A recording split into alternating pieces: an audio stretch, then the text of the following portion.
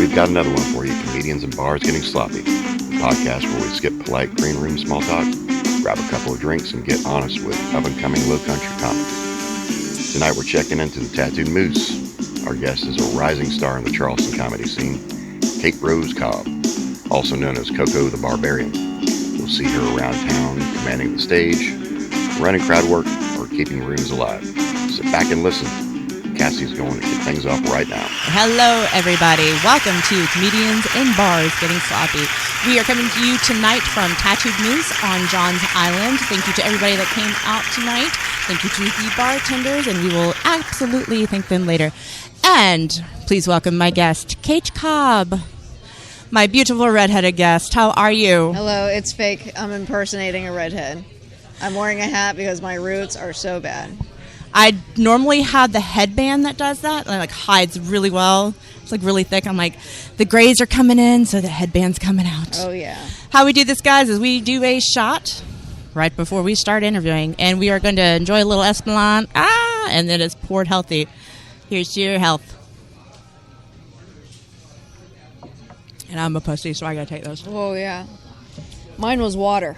Mm-hmm. So, yeah. Woo! Really good. All right, Kate, thank you so much for coming on. Well, thank you for asking me to be on. I'm glad I met you at the Ice House. I am too. Yeah. No, I really enjoyed your comedy. It was amazing. When did you start? Okay, so I started when I first moved to Charleston 6 years ago. I had a job in Park Circle, and right next to that job was the Sparrow.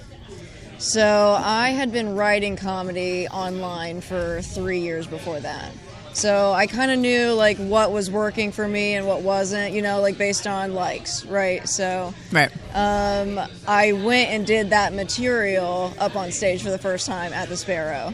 I did 5 minutes, and I think still to this day, that's the best 5 minutes I've ever done. Is that something that you wanted to do, is write for comedy instead of being a comedian? Or how did you start doing that? It just came naturally. I just love writing, and I love making jokes, and I love making people laugh. So it's not something that I even wanted to do. It just came naturally to me. Were you writing for other people, or was this something that you were like, maybe I'll do this later, or not really quite sure? So I have a small following on Twitter because I was making jokes about finance and the financial markets during Trump's first presidency, right? So it was very volatile during that time, and so is he, and that's very easy to second time around as well. To dig into and every it's funny. So I think that there were a lot of people in that industry who don't make jokes about it, right? I mean, it's a very serious topic, but that's how I started, right? It's just I was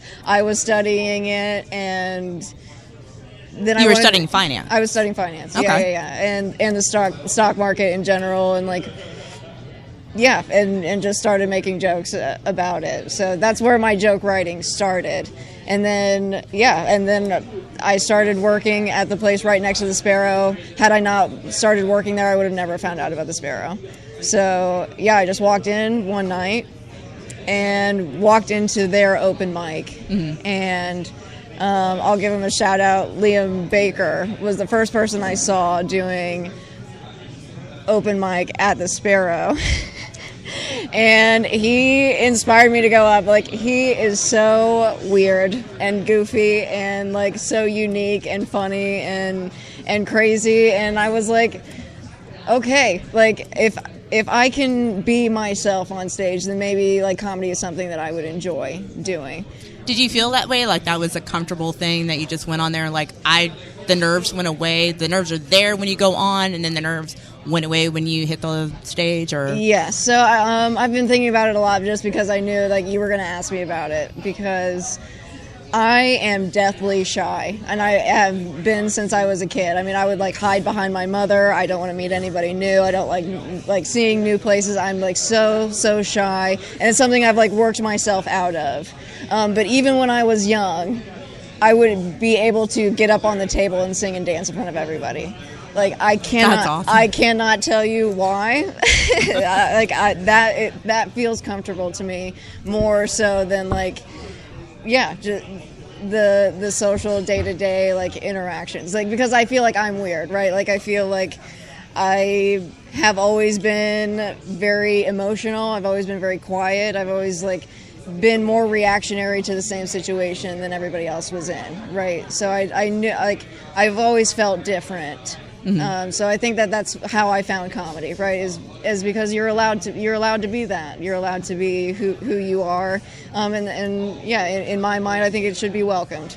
You know. No, absolutely. Yeah. When you encounter different comedians, do you find the same thing with them, or do you just encounter different personalities for different days? What do you mean? As far as like the quiet ones that start out and just go, they would say Robin Williams was one that if you approached him in the real world, he was very quiet, very reserved, very wonderful. He's on Letterman, and I get an anxiety attack because he's just like... Yeah. I think it depends. So I think in comedy, you either go up as yourself or you go up as an exaggeration or a character, in my mind anyway. So I think that if you are able to be yourself up on stage, then you meet that same person typically off stage, in my mind anyway. If you're doing a character or doing an exaggeration, then they probably are different. So Joan Rivers and I have the same birthday, and I love her so much. And she was like so big and boisterous, like on stage, right? Like she was offensive and controversial, and everybody loved it. And everybody loved it. But when she got off stage, like everyone said how humble she was and how sweet she was, and how like kind of like quiet and reserved that she was also, you know. So I think you can be both, but everybody that I've met is so unique and so fun, and like we're all doing this because we love it, right? We just love the challenge of comedy. So yeah, I think finding that common ground with everybody is fun. So you mentioned Joan Rivers. You have that as a person that you really admired. Did you have any other female comics coming up, or even male? So the first comic I remember watching and saying, okay, I think stand-up is an art and a talent, is Cat Williams. I mean, his Pimp Chronicles I can still watch to this day, and it's masterful. I mean, he is it, right? He is the it factor. He's the movie. He's the entertainer. And then same thing with him, right? Once he's off stage, he's totally different. So, he was a big inspiration to me because, I think that he is genius as a writer and as a performer. So, he was one of my first ones that I think that I like really admired. Did you ever take anything from like comedy movies or like anybody's? So you did ask me for my top 5 I favorite was going to do that, but hey. I did think about it, and I rewatched some of them to make sure that that's what I really felt like. So the first one I think I want to mention is Dodgeball. Little Vince Vaughn. And I rewatched it again recently just to make sure.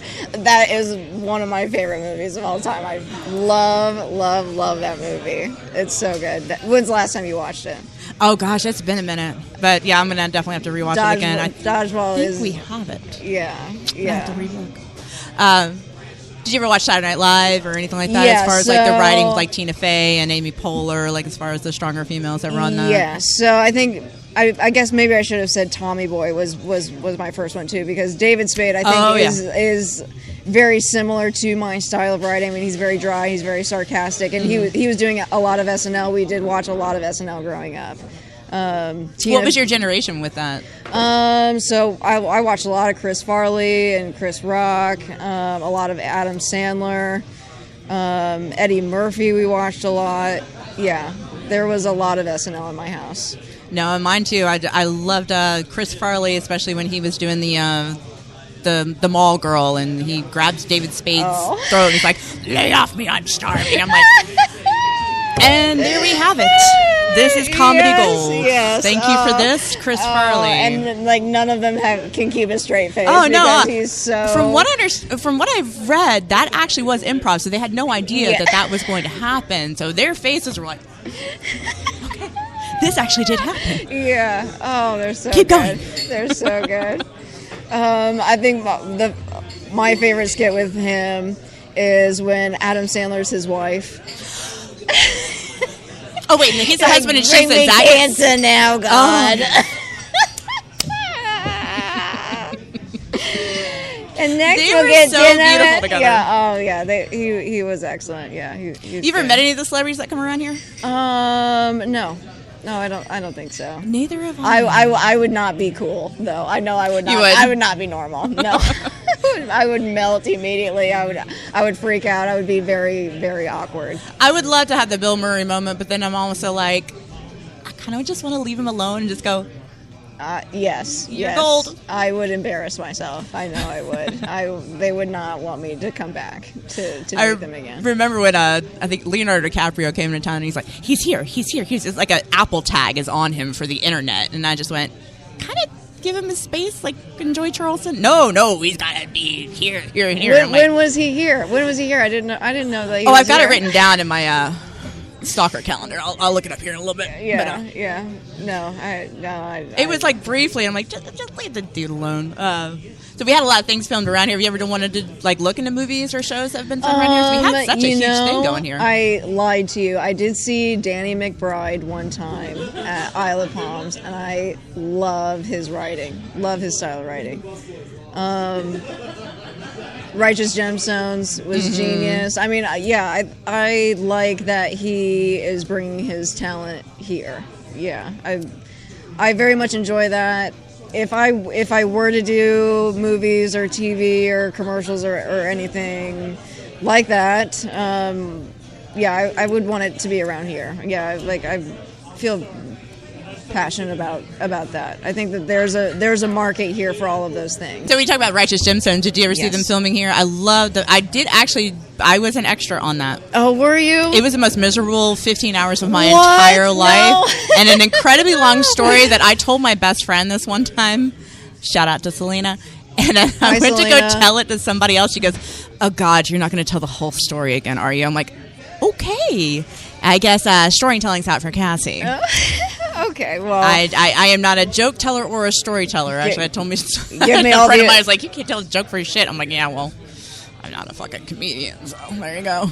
But yeah, I did actually see Danny McBride at oh my gosh, Judy Gemstone, and I cannot remember her name right now. We can pop that in later. But it was an amazing experience at first until it hit hour 8, and I'm going, oh Christ. Can we get the fuck out of here? Yeah. I gotta get out of here. I'm going to lose it because you're just sitting in a dress in a very, very cold theater just the entire time, and I'm about to bust. So you're sitting for 8 hours, you're doing nothing? Oh, nothing. Oh. And I have the biggest respect for actors after seeing this because they do a little bit of a scene and then break, and they had to reset everything. And then break, reset everything. And Stephen Dorff was on it. And it was the last season of Righteous Gemstones, and they had to keep putting menthol in Stephen Dorff's eye, like blowing menthol in his eyes. And I just went, wait, what? oh my, to make him cry on camera. And it just, his eyes looked like if I had hit your pen. Oh, no. Yeah. Oh, no. It was so bad. I just and went, you were there for 15 hours? 15 hours. 15 hours? Had to get there at 4 o'clock in the morning. No. Didn't leave till 9 o'clock at night. I don't know. Do the math, people. I have no idea. And but how much stage time did you get? Oh, I'm not even in it. Oh. They didn't even need us. Okay, good. I'm like, good. I'm here. Okay. And everybody around me was like, I'm an actor here, here, and here. You can see me here. I'm like, I'm just a fan. Yeah. Hi, guys. Yeah. I'm so happy to be here. Yeah, that's me, too. Love Judy and... Yeah. See, I can't sit for that long. It was I cannot miserable. sit for that long. It really was. Where were you born? I was born in Indiana. When did you come here? I came here in 2018. I moved to Greenville, South Carolina first. Was there for a couple years, and then I've been down here for 6 years now. Did you do any comedy in Greenville? None. Nothing. Yeah, it was only here, and even the Sparrow was a very long time ago. So I did my 5 minutes at the Sparrow, and then I didn't go up for another 2.5 years after that. Why'd you wait so long? I don't know. To be honest with you, even when I did start doing it consistently, I never thought that I was going to make it out of an open mic. Like, I never in a million years would have thought that I would, like, be booked out of state to go do comedy. Like, this is just something I love doing. I just love doing it. So Who discovered you as far as that goes? Like, so, Neil Chris was the one that reached out to me on Instagram. So he was running an open mic at Coconut Joe's on Folly Beach. And I think that he was just needing people, right? And in my Instagram bio, I said I was an unpaid comedian. So I think that's why he reached out. You set your price right at that point. No, yeah. So I think that's why he reached out to me, and then I went and did my 5 minutes, and then it just stuck after that. I just kept showing up because I just like doing it. So you just kept showing up to Coconut Joe's, and then. So I think that one ended, and then I've been around so many open mics in Charleston. Mm-hmm. Like there's one every day, but I like intrude on the music open mics. The ones that are supposed to be music open mics, like arts, right? I think that like arts is now both, but I think it started out as a music one. So yeah, I think Coconut Joe's ended, and then maybe we went to High Score Brewing after that, and then started doing open mics and shows there. But I've done shows at Cedar Creek. I've done shows at Pub 161. I've done Dreamers in Monk's Corner. Have you been to that one? No, not yet, but definitely on the list. They run a very good comedy show up there. So James DiBenedetto runs a great show up there. So yeah, I think I just kept going because I just love embarrassing myself in front of strangers, and that's a high you can't really come down from. So is it different in different towns as far as open mics? Oh yeah. What do you find as far as like Mount Pleasant to Somerville?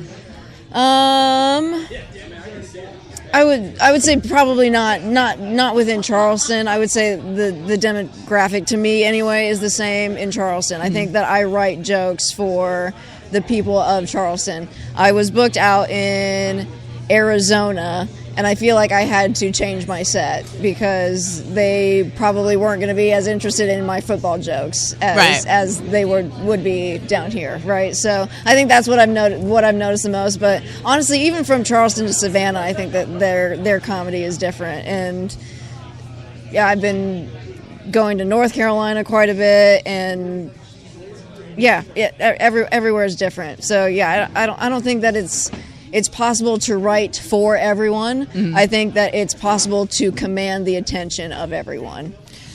When you're going to these different places, do you go, okay, well, this is basically the popular thing. Like you look at the football team, or you look like the baseball team, or what can I riff on this with, like, Arizona Cardinals, and we're going to go to Savannah Bananas. And You just kind of grasp on to what's the popular thing there. Yes, yeah, definitely, and the theme of the show. So I mean, even during March, I did a lot of like just female only comedy shows.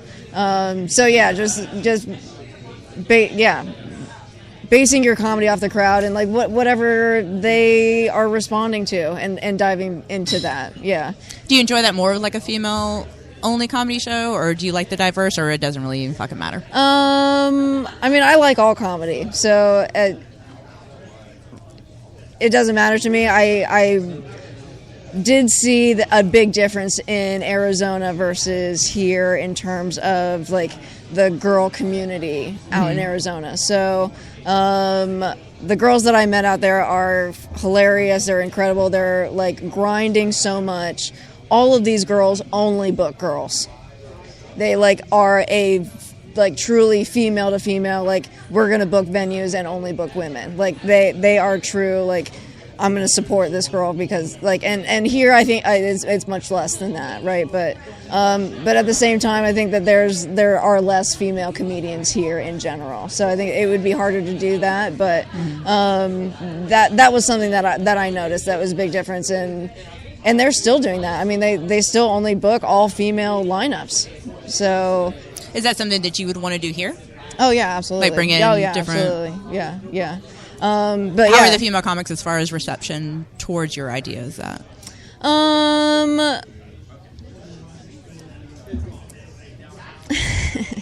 Neither here nor there right now. Yeah, I would say it's lukewarm, just because I feel like they don't know me well, and I don't know them well, and it's a trust thing, and I'm weird, and I know that I'm weird. I've always been weird, so I feel like there's no animosity. I just feel like you find your people, you know, and so I think that we all just got into our own thing, and there's no animosity, but it's kind of cliquey too. It can be, sure. You'd see that. I always say, 10 years is really too early to have a high school reunion. I still don't like you people. Yeah. Give me 30, and we'll be fine. But when you see different things, as far as I went to my 10 year, and I was like, you guys are still in your little cliques, and I kind of feel like sometimes some people just don't graduate high school. Yeah. They have the diploma, but they haven't graduated.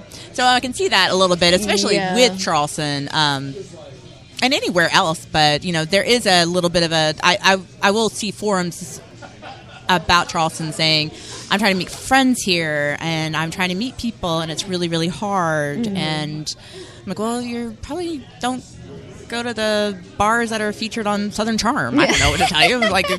Go find the good dive bar. Go. I've met incredible people just out of the blue, like you. I've met so many people just in a comfortable setting and not go to the trendier places too. Yeah. So for people who usually have never been to Charleston, I kind of describe it in how I would describe New York, right? Charleston kind of has boroughs. Mount Pleasant would be a borough. West Ashley is a borough. Somerville is a borough. Park Circle. Yeah. So and I feel like all of these places have different personalities, right? So I think you just find your people. Yeah. You do.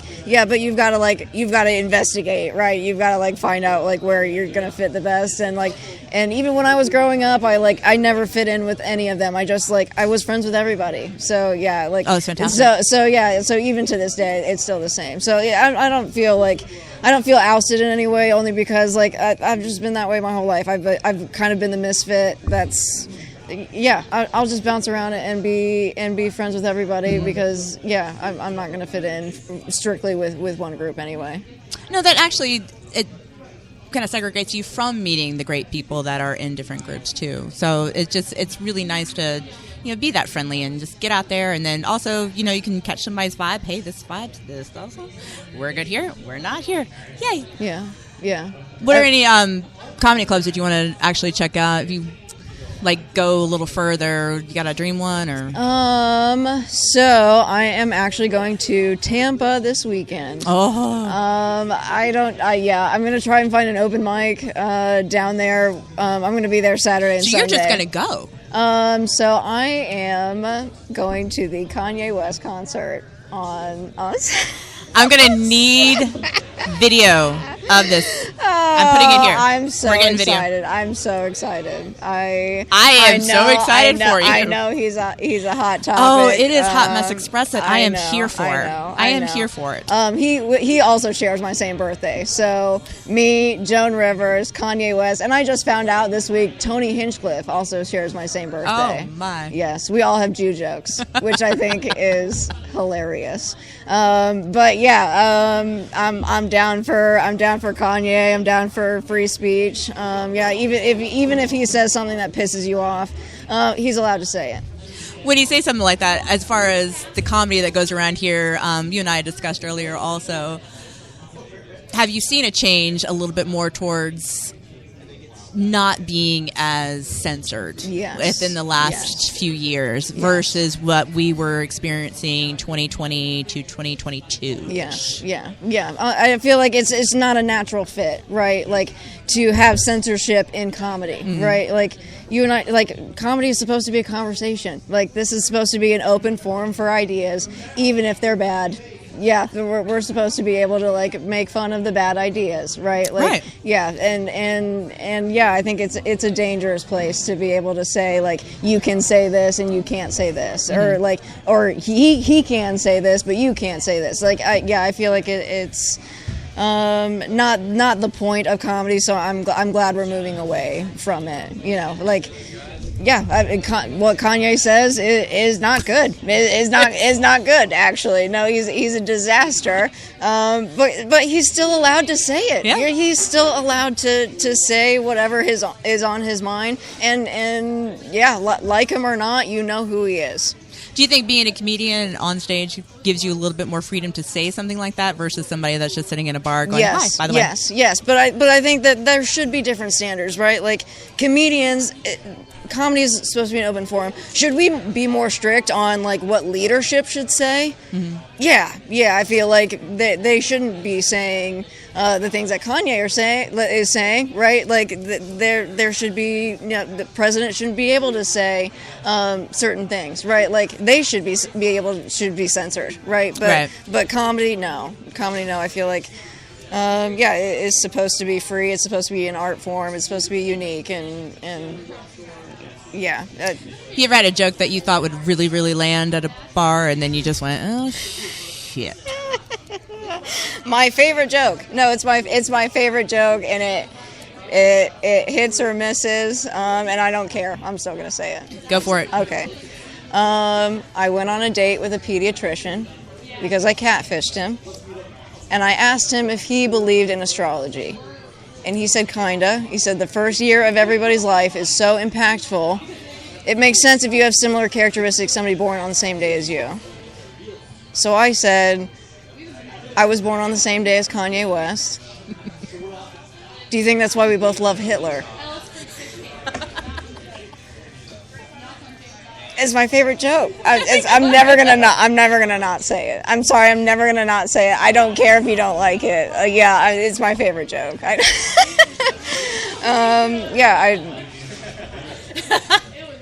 So to be able to tell me that I can't even say Kanye West on stage is wild to me. You're because fine with Hitler, because it's gonna get much worse. It's gonna get a lot worse than just. Yeah. It's a joke. It's a joke. He didn't think it was funny either, but I'm still gonna say it. Yeah. How's married life with him going now? Are you dating in Charleston? I am attempting to date.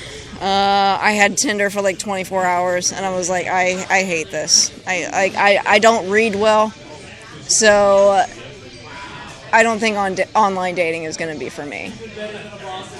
I need a horror story. Yeah. Besides the pediatrician, because that one's really good. Yeah. So I don't know if it's a horror story, but I've noticed. So the last time I had dating apps that for like an extended period, you would be surprised to know how many times Mexican food gets brought up in a profile. It's either chips and salsa. It's either I love margaritas, or let's get burritos, or I love tequila. Is this what they think? Men think that women spread for a good salsa. I have a folder in my phone for how many times I have seen Mexican cuisine brought up in a dating profile. I cannot tell you why. It used to be a cheap date. And then they apply you with tequila. I do love tequila. But it's so cliche.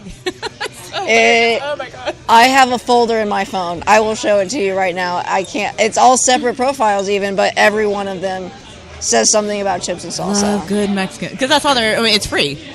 They'll get you the margarita, but it's only going to be a single second meatball. You know what? That totally makes sense. Mm-hmm. That checks out.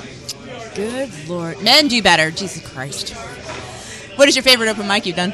Like bar-wise. Oh, my favorite open mic. Arts Bar and Grill. Mm-hmm. Arts Bar and Grill. Shout out to Arts. I'll be contacting you soon. Yeah, Arts Bar and Grill. I love it out there.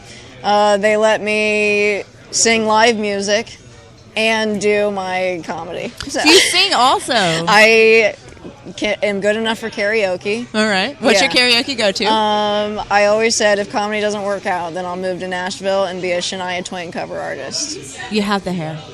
Because there's probably not enough of those. No, I don't think so. We really need a... Have you seen her recently? No. She's living her life very risque. I support it. Love it. I love it. You know, get it. Yeah. So I will be highlighting and showcasing as Shania Twain cover artist. I think that's. Have you been in Nashville? No, never. At the bachelorette party capital, I think. I did know that, and apparently they are not very nice about it. When's the last time you went to Nashville? I have never been. You've never been to Nashville. I have family in Knoxville and different places in Tennessee, but never been to Nashville yet. We're going to have to pop out there pretty soon. I'd love to see it, but I am not a bridesmaid. And are you an Elvis fan? No. No, you don't know Elvis at all? No. I sing Hound Dog at Art's Bar and Grill. Not that I don't dislike if somebody's going Elvis. I'm like, oh my God. Yeah, fuck that guy. I'm not doing that. But I'm not also I've got him on Blu-ray and vinyl and cassette tape and 8-track. I'm an Elvis fan. I bought the album. No, I'd love a good Elvis tune, but it's not I saw the movie. A couple of movies. You said you do karaoke too, though. What's I your do song? a karaoke. Oh God, when I was younger, I went towards Janis Joplin like an idiot. It turned out pretty well, but the worst one I ever did with a friend of mine, and we were plaster drunk, was Holla Back Girl. Oh, love it. And I did not know. No. Nobody should ever be allowed to do that. Were you hollering back? So, yeah. That's all I did. It was so bad. So any other experiences you've had around Charleston? Oh, yeah. Like comedy scene-wise? Oh, yeah. A whole bunch of them. Let's think about, because we can edit this. You run into some great people, but you can also run into some that aren't as supportive, and that really isn't the greatest thing. Also, okay, I will tell you. I left my last relationship because he was not supportive of me doing this. Was it because he was jealous of it? Maybe. But yeah, it was very disheartening. Yeah, to be close to somebody, and I shared with him that I had a dream to just even be nominated for the paper. Yeah, like just to even be mentioned would be so fucking cool. I just want to go to the damn party. That thing looks so much fun. The party looks awesome. The party looks awesome. I also want to go to the party, but we're going to the party next year. We should crash the best of party. We're going to the we weren't invited. We weren't invited, but we were anyway. Oh yeah. That would be so fun. It'd be so cool. Yeah, I mean, Charleston's got so much talent. So yeah, I know it's a big dream. I know it's a big goal. But he laughed at me. And and that sat with me. No, it could, and it can sour you too. Yeah, and I'm really glad that you didn't do that. I've seen your comedy. I find it absolutely hilarious and very real, also. So, do you take anything from your life and write from that? Like, this kind of happened, but I can make it funny. So people have asked me where I get content from, and I'm very surprised to know that people are not as crazy as I am. Like, I create my own content because I don't make good decisions, and I'm a bad influence. Yeah. Yeah, if you and I were sitting in a room for 8 hours, I promise you we'd be kicked out. Like, I would find a way for us to get kicked out. I don't sit well for 8 hours and not be like, do you want to go do something in the bathroom? Like, do you want to go... There are bad decisions that we steal can make something. within 8 hours. Do you want to steal something from the set right now? We will find something to do. Yeah, I'm a bad influence. I don't make good decisions. So that's where my content comes from. Yeah. Outside of comedy, where do you hang out around here? Oh, I don't leave my house. No? No. I'm very much a homebody. Yeah. Watching shows? Any Netflix favorites? Nope. I read and I write. Isn't that terrible? I think it's awesome. I'm so boring. Yeah, like I really am. Like I'm just like, when I'm in my real life, I'm so boring. Like I love my routine. I love my place. I love my things and having them around. But once I'm on stage, like this is an exaggeration, because like there's another part of me, right? Like there's another personality in there where I'm very unpredictable. And do you think it's because that you give so much on the stage of yourself that you kind of retreat back into your house, or that's your safe space, and then you're very much out here, so it's like give all the helium out of the balloon here, and then come on back and well, my job is very social, so I feel like I'm like talking, interacting all day, like dealing with heavy stuff. So like when I come home, I want to be home, right? But yeah, being on stage is the one thing that gets me out of the house. Like I just love it. I love writing. I love performing. I love singing karaoke. I love it. But there is part of me that's probably a little bit bipolar, right? Like I go through big highs and then go through very low lows. Also, I've dealt with depression for my whole life, right? So there's a lot of material in that, because there's comedy in trauma, right, and tragedy, and I think with a lot of us. So, do you feel like that's your therapy? Oh yeah. I am screaming into the microphone and forcing people to listen to my journal. Yes, is how I feel. So, yeah. Do you find other comics do the same thing? Probably. Yeah, probably. Do y'all ever talk about that? I don't know if y'all ever go for coffee as like a huge clutch or anything, but no, I don't. I think we're all very good. At least I'm very good at ignoring all of those things and just making jokes about it. Yeah. Like I told you, I did a lot of prep for this podcast, because I do not like talking about my life to anybody. I feel like I'm very, very secretive and very quiet and very reserved. I've had the same 3 friends for years, and that's it. Yeah. Was it easy to make those friends here, or did it take like a minute? They forced me to be their friend. There was no socializing on my part. They honed in on me and they said, I'm going to be your friend forever, and that's how it stayed. So but I love them, and once I do like get to that point where like you're a part of the team, you're my person, like I'll ride or die for you. That's my girl. Like if she asked me to kill somebody, I would. So.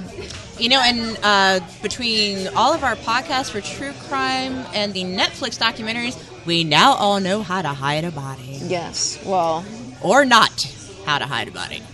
Don't do what some of them do. I've thought about it a lot. They know better than to tell me, like, when he messes up, right? Because, I am very emotional and very reactive. Do you have pets at home? I've got a dog. I just adopted her 2 months ago. Oh. Yeah, it's my first dog as an adult by myself. And she's perfect. She's great. How old is she? She's going to be 8 in August. Oh, you got a little bit of an older one. I love that. Yeah. That's amazing. Yes. She kind of had a sad story. She was found, and she was probably days away from starving to death. Like, she was just bones, and it was very, very sad. She was covered in fleas, and so they brought her in. I think it probably took... So she was in the shelter from August until December, and it probably took her that long to like get fully recovered that she could be fostered out. I mean, she was days away from dying. Probably. What made you want to do that as an older rescue, or did you just see her and went, "That's my one"? I met her, and we just bonded off the rip, and she came home with me one day and never left. I love that. Yeah. It is so beautiful. Yeah, I wanted to bring her today, but she... Give me your socials. Not your social security number. I'll you can have that too. Go ahead and identity theft you later. But Go ahead and pop your socials. We're going to do that also on YouTube, Spotify. I'm Kate Rose Cobb everywhere on Facebook, on Instagram.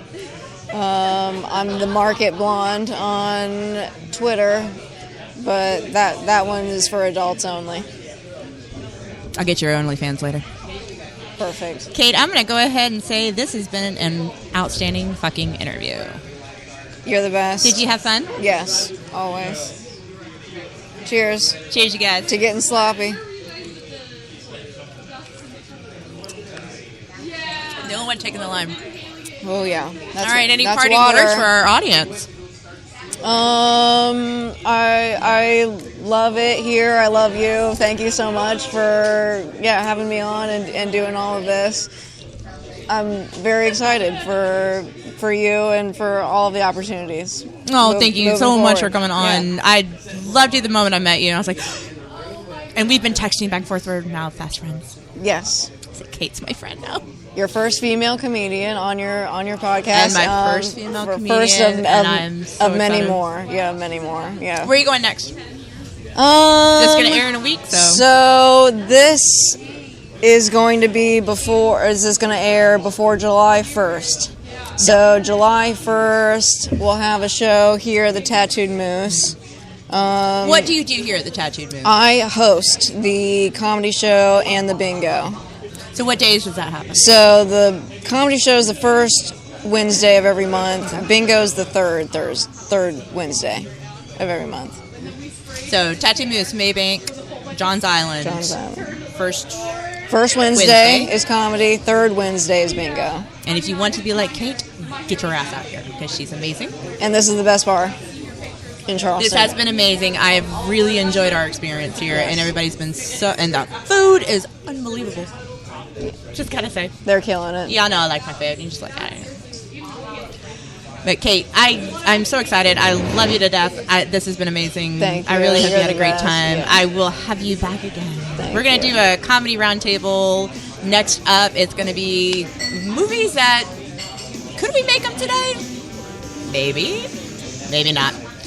You guys, thank you so much. Thank you so much to Tatooed Moose, Maybank, Johns Island. Please follow Kate Cobb on socials. They will be located on our comments in Spotify and YouTube. We will see you next Comedy Movie Roundtable. Thank you so much. Please like and follow.